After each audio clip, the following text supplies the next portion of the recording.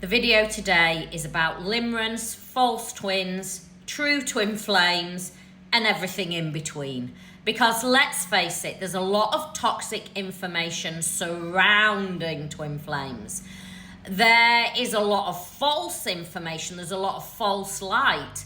There's also a lot of similarities between other things. So I want to make this video today so you can get real clarity, because let's face it, if you're not on the journey, what is the point of feeding the mind and ego to something that actually you're not truly on?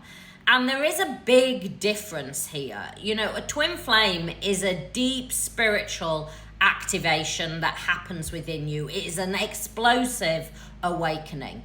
Whereas, let's pick limerence first of all. Limerence is when you become infatuated with a person that you've had some connection with. You live in a fantasy, you romanticize it, that person is running away, and the more they run away, the harder it hits you, the more you become in crazy energy over them. Limerence is something that you need to look deeper into, and you won't have any spiritual activations, and you know, let's look into that deeper.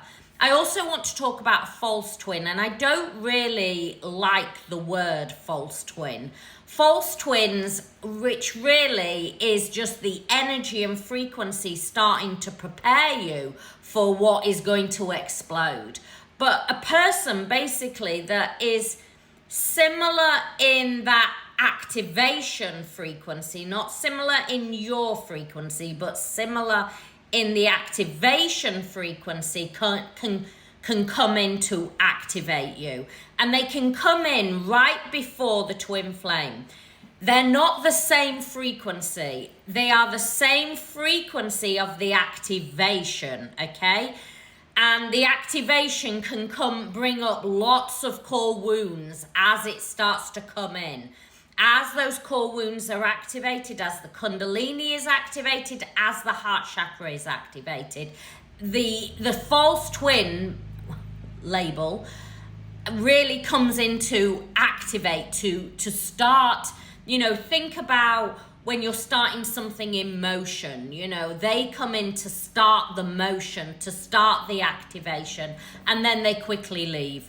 They will quickly, you know, you may have that feeling of, whoa, this feels strong, and it comes in very activating, but then they'll dissipate out and their energy will dissipate. Whereas a true twin flame activates you spiritually. Now, let's get really clear on what this is so you know. And these aren't maybes. These aren't, oh, I'll pick a bit of this. It's not a pick and mix. It's not, I'll pick a bit of this, I've got a bit of this, I haven't got any of that. You will have all of these. And it's not maybes, it's not buts, it's not ifs. If you're not having these, then it may be limerence. If you're not having these, then you really need to check in with self, and maybe you're in delusional energy. Maybe you need to go and work on that deeper. Maybe you need, you know, to pick a therapist or to go and see somebody to help you explore what is going on. Let's delve into twin flames. What is going to happen? They will come in fast. You will not be searching for this. You will not be looking. It may look a little bit on the outside that, well, you know, you were having a bit of a nosy around, but you will not be searching for it. It will come in, and it will come in strong and fast. They will activate the kundalini, your Shakti Shiva frequency. Now, people have said before, oh no, I didn't get that. Well, you're probably not on the journey then. The kundalini activates because you're now on a powerful awakening journey. They awaken you. They are the biggest teachers. They are now activating you back to your own inner union. And so that Kundalini will feel explosive. You will probably be having big heart chakra activations, the solar plexus. Your emotions will completely deregulate. And I don't mean just a little bit, I mean completely deregulate. You will be on the floor. Your mind and ego will be going 1,000,000 miles an hour trying to figure out this, trying to figure out what is happening to you. It is now affecting every part of your being. You are now going through a spiritual awakening. You will start to see and you will be bombarded by signs and synchronicities. Numbers and music will start to mean a whole different thing. And you'll be like, no, I'm ignoring that number, and they will bombard you. Names and dates as well. Now, the signs and synchronicities will be unique to you. So yours might be music, it might be number sequences, it might be dates, it might be names, it might be certain music. It could also, as well, it is very common on this journey to have animal guides on this journey. So, you know, certain animals, and they're unique to you. So it might be birds. I'm just naming a few here. Stag is a very big one for this journey. Swans, whale energy, because, you know, think about the animals that show up on this journey.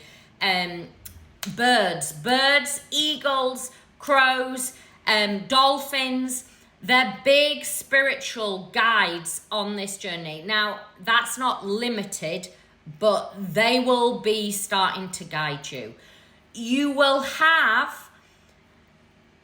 start to understand the universe, and you will start to feel a big connection to the moon. You will start to see more things out of nowhere about twin flames, and you will want to run away from it. And that's another sign. Doubt is massive on this journey. When people say, oh yeah, I met my twin, it was so beautiful, 6 weeks and we were together. That's a high level soulmate. This is a big activation. You are now activated and you are now dissipating out. You will go through ego, death, and dark night of the soul. Your core wounds will be activated. Your mind and ego will be so activated, and you will start to look for things. You will be drawn to spiritual things. 100%. Spirituality will be there. And yes, you may first find Oracle Tarot or want to watch these, but they will not give you the answers. Crystals, yes, they are nice. They are part of the journey, but they will not give you the answers.